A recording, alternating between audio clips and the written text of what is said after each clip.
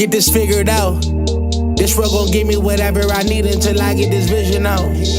Then they gon' pay me whatever I ask, cause I got it figured out. Family be checking all up on a nigga to see how I'm feeling now. Damn, they love to see a nigga really make a killing now. I put a lock on the game and I hide the code and the keys. I am not playing no games, I really play this shit for keeps. That shit for me.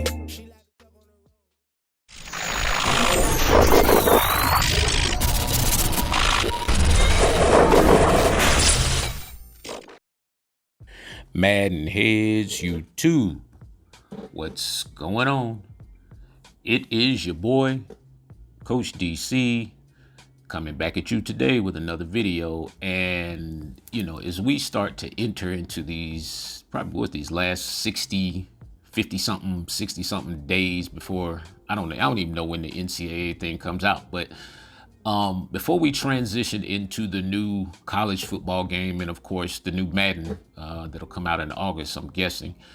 One thing I like to do at the end of the year is I always like to stress certain points about, from what I hear the new game is going to be like. So, of course, I talk to people and whatnot. But one thing we're going to have to really understand before we leave this Madden, if you want to kind of hit the ground running with the next series of games, is the positioning thing. So positioning on Madden is so important. A lot of times I get questions, guys are like, why do my receivers not animate? Or why do my defenders not animate? And the key is you have to, I say this all the time, but I always say you have to understand the animation for the situation. Meaning, to me, how you position yourself before you go into the animation is of the utmost importance. I mean, like, seriously, you have to understand, like, you have to see how you're being played. You have to understand how to slow down. You have to understand the leverage advantage that, your receiver may or may not have. And one thing we got into a couple years ago was half turns and full turns. And so I've kind of talked about this briefly in a couple of the other earlier videos.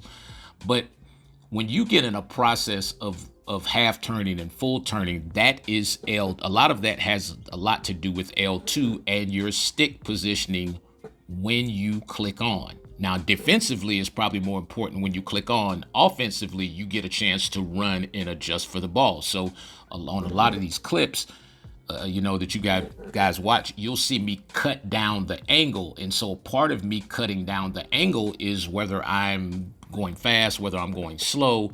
Sometimes I can see the safety defender ahead, and sometimes I'll slow my guy down so that I can get that full turning animation. And so a full turn is probably more of a squeeze of the trigger, like a full, pressurized squeeze of the trigger. A half turn is probably just that, a half turn, or maybe a little bit less of the trigger. Now, understanding the differences between offense and defense. On offense, like I said, of course, you get a chance to adjust. You get a chance, where the ball is going, or you should, depending upon the spot or whatever. And sometimes I don't even trust the spot all that much, because sometimes the spot will be totally in a different place, and you just have to kind of see the ball with your own eyes and kind of judge where it's going for yourself. But in terms of the full turn, half turn stuff, like here's a case right here, you see the spot all the way over there. And so what I've discovered is that pulling back on the stick with a full squeeze or 3/4 of a squeeze of L2 will in most cases get you that full complete turn. And that for me is incredible, because there's a big difference in the catch retention when you get a full turn and when you get a half turn. It is crazy. Like the half turns, I think the knockouts are more geared for the half turns. The full turns seem like they do a better job of protecting the ball, even if, and that's common sense, but even it doesn't depend on the type of catch, is what I mean. And so you can get full turn rat catches, you can get full turn aggressive catches, you can get full turn secure catches.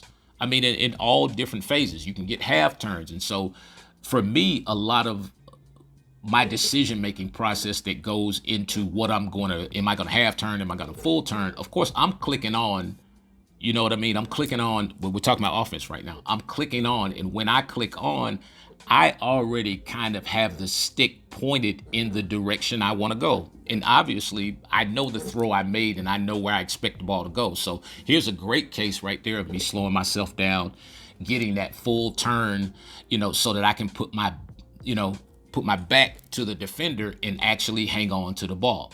And so in a lot of cases, you might have to slow yourself down a little bit like that. You see me get that gather step right there and then half turn, aggressive catch, and go up into the air right there. Actually, that was a secure catch, sorry.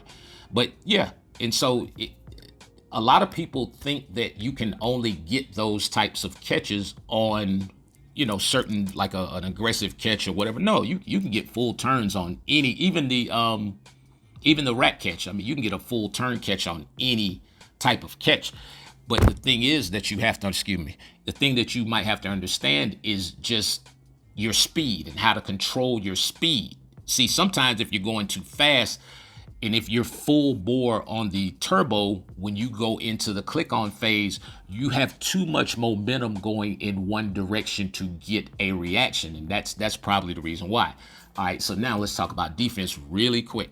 All right, so defensively, to me, it's just a different animal. So you see right here, I can user and run and get to the spots. And for on defense, it's very important what you're doing with the stick in terms of when you click on to the defender. Because if the stick is pointed, I promise you, if it's pointed in the wrong direction at all, like a lot of times you won't make the play. A lot of times your guys actually stand there and you'll see them do that little flinch thing away from the knockout or whatever. And they're doing that simply because you have the stick pointed in the wrong direction. So you see like a play like that right there where I'm slightly pulling the stick back because before I click on, but I understand that when I click on, I'm going to have to, kind of slow this guy up to make the play that I want to make on the ball, because I saw the ball was not fully out in the front. But my editing job was terrible on there.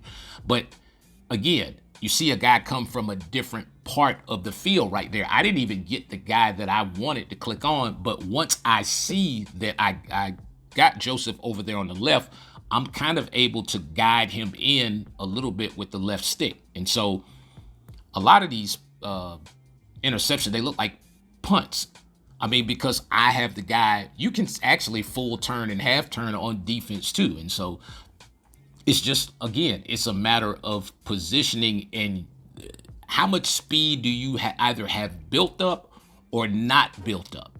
So in a case like that, where you see me with a cover 3 corner, whatever, as soon as the ball is thrown, before I click to the guy, I'm already pulling back. You see how he pulls back right there? He's already in that position.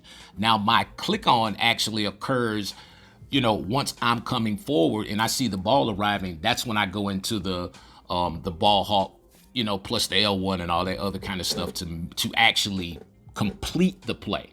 But the direction and the momentum of the player at the time is so important. So you guys have got to kind of remember that. Now, old school wise, I know a lot of guys actually use swerving to kind of, sync themselves with the ball. You don't necessarily have to swerve as much on this game. This game, you can actually just kind of flick L2. So let's say if you're throwing a deep ball, this is a really good tip here. I know my mechanics Bible guys are probably like, come on, coach, you tripping. But let's say the ball's in the air before you click to the DB, and you already know that the ball is gonna fall short. I know I'm showing offense stuff here, but if you already know that the ball is gonna fall short, then you probably want to pop L2 a little bit. Same thing works on offense. So a lot of this stuff that I tell you guys, the same thing that works on offense works on defense. You're going to see me click to the guy. Once I click to him, it's not necessarily a swerve. That is me actually. Now watch when you see him start to fade into the, to curve him off a little bit.